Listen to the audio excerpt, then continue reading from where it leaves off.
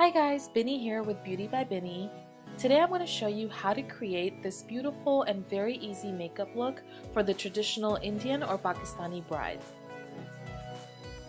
This makeup is also great for a night out, minus all the jewelry of course, and you can also tone it down with a neutral lip color. I had so much fun getting all dolled up for this tutorial, and this is definitely one of my favorite makeup looks. Alright girls, so let's go ahead and get started. After moisturizing my skin, I applied Laura Mercier foundation primer all over my face and neck, and then I applied some under eye cream for added moisture. I'm using MAC's full coverage foundation in NC35, and since this is a cream base, I just use my fingers to apply the foundation to my face and neck. Next, I'm using Urban Decay's Primer Potion, and I'm applying this to the top and bottom lids, and then just using my fingers to blend it out. This step is definitely a must, especially if you want your eye makeup to last all night. I use the spoolie to brush out any foundation from my brows, then I'm using MAC's Brow Pencil in Spiked, and I'm tracing a straight line on the bottom of my brow from the inner corner all the way to the outer corner.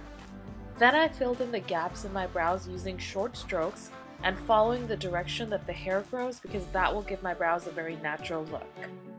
Filling in the brows is extremely important to this type of makeup look, especially if you're going to be taking pictures because camera flash tends to fade out the brows. After that, I used a spoolie again to brush out the brows and soften them up a bit. And just look at how big of a difference there is once you've filled in your brows. After that, I used this brown and gray brow duo by Merle Norman to set the cream brow pencil in place. And that's pretty much the rule of makeup. Anything that you apply that is liquid or cream needs to be set with a powder if you want it to last longer. Next, I used MAC's Studio Fix Concealer in NW20 and a synthetic concealer brush by Real Techniques. I'm tracing an outline around the entire brow to highlight it and to give it more dimension. And then I'm going to use the same concealer brush and blend it all out.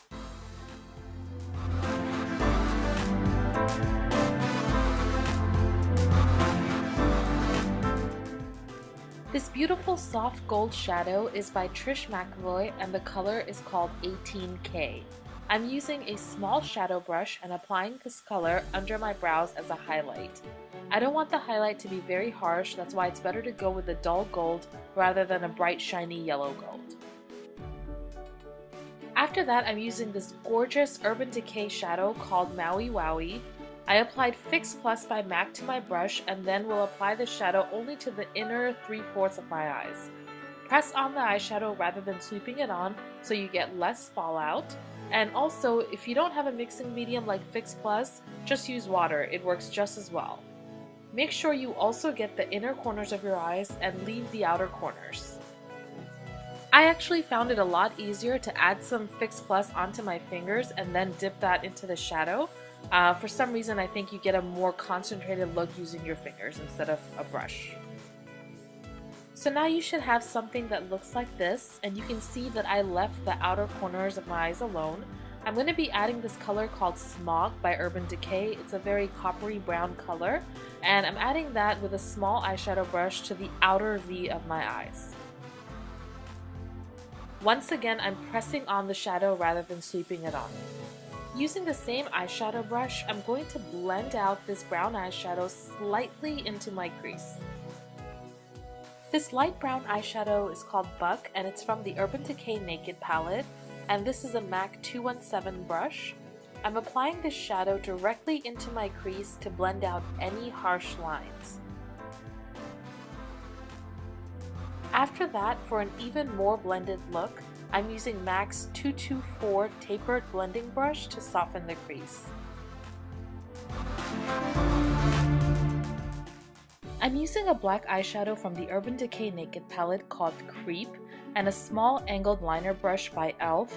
to create a crease into my lid.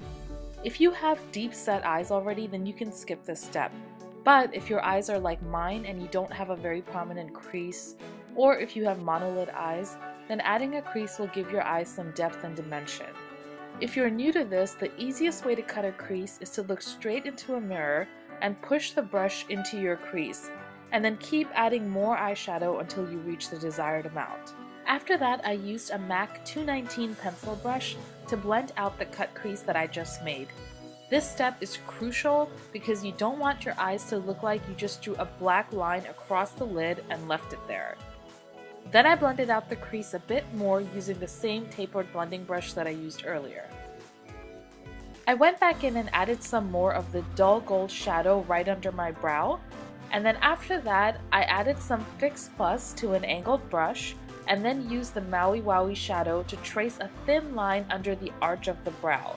This will give an added highlight without looking too harsh, and it will catch light and look beautiful in photos. So now I'm going to add some black eye pencil to the lower waterline and also into the tear duct. The one I'm using is Stila Kajal pencil in Onyx. This is a felt tip liquid eyeliner by L'Oreal in Carbon Black. Trace a thin line starting from the inner corner of your eyes all the way to the outer corner, and then extend the outer corner into a tip like a cat eye. Then I added some Fix Plus to a small brush and am using the Maui Wowie shadow to trace a line on the inner half of my lower lid. After that, I'm using Smog on the same brush and I'm applying that to the outer half of my lower lid. Next, I use the same liquid liner to line my lower lid, and I joined the top and bottom corners of the liner, bringing them into a point. I basically kept darkening the liquid liner till it went from this to this. I traced a thin line using the Maui Wowie shadow under the lower liner all the way from the inner point to the outer tip. Next, I applied a double set of red cherry lashes in number 107, my favorite, and I used Duo Clear Lash Adhesive.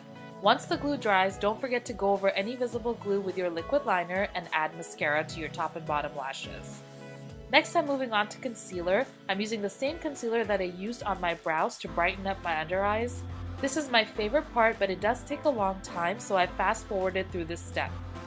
Also, I like to apply the concealer to the outer part of my brows, down my nose, and on the center of my forehead. This concealer is the same consistency as my foundation, so I prefer to use my fingers to blend. However, if this was a client that I was applying makeup on, I would definitely use a foundation brush or a beauty blender sponge instead. Now that my concealer is done, I'm using a clean fluffy brush to set my concealer in place with some translucent powder. I'm going to apply the translucent powder on all the areas where I applied the concealer, but don't overdo this step, otherwise your concealer can end up looking really cakey. To set the rest of my skin, I'm using a darker face powder. This one is a MAC Mineralized Skin Finish in medium dark. I'm using a Real Techniques buffing brush to apply the powder, and just make sure you avoid the areas where you use the lighter concealer. I'm using a dark blush by MAC called Blunt to contour my face. First, I like to contour directly into the hollows of my cheeks. Then I contoured my forehead, making sure to push the brush into the hairline. The contour powder should look like it's coming out from your hairline and flawlessly onto your forehead. There shouldn't be a gap between your forehead and your hairline. Then from your forehead, it should go down your temples and back into the hollows of your cheeks. Deepen a thin line right into the hollow of your cheeks to make them look more sunken in, which will give you the illusion of having higher cheekbones. I also contoured under my jawline, which will give your face a more structured look, especially in pictures, and don't forget to contour the sides of your nose. I'm going to use a highlighter by MAC. It's a mineralized skin finish in the color By Candlelight, and the brush I'm using is a blush brush by e.l.f. Cosmetics. Apply the highlighter above your cheekbones and to the outer part of your brow, then take some down your nose to give it a slimmer effect, and also add some to your cupid's bow to make your lips look fuller. I want to add a bit of gold to the highlight, so I'm using that same dull gold color I used earlier, and I'm going over all the highlighted areas. Now that we're done with our contouring and highlighting, it's time to move on to our lips. I'm using a lip liner by NYX Cosmetics, and the color is Hot Red. I have full lips, so I keep my lip liner right on my lip line. But if you have thin lips, I would recommend applying the liner slightly outside your natural lip line. Most Indian or Pakistani brides prefer a red lip for a traditional wedding, but if red is just not your color, then try a nude or a bronzy lip instead. Next, I'm using a Wet n Wild lipstick in the color 509A to fill in my lips. Then I used a dark burgundy lip gloss by NYX in the color Garnet. I'm using a darker gloss to tone down the orangey undertone of the lipstick. I want my lips to be a perfect combination between an orange red and a blue red, and this seems to do the trick. After that, I'm using a coppery gold lip gloss by NYX to highlight the center of my lips. The color that I'm using is called Oro. Okay, next I'm using a fan brush to go over any of the highlighting and contouring that I did earlier. This is just going to soften the look a little bit. Now I'm going to go over the contouring with some bronzer. This is Suntan Matte by Smashbox, and the brush I'm using is a blush brush by Real Techniques. I'm just going over the hollows of my cheeks, over my forehead, my temples, and a little dab on my nose and chin. This blush is Gingerly by MAC, and it's one of my favorite blushes. Apply some to your brush and then dab off on the back of your hand, and then apply the blush with a light hand above the contour line that you drew earlier in the hollows of your cheeks. This will prevent the blush from looking like one streaky line, which is not a good look. Then I applied another one of my favorite MAC blushes. This one is called Warm Soul.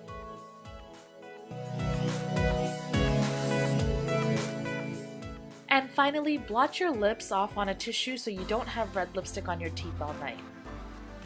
And we're done with the makeup. The bridal look is complete once you add the right jewelry and veil.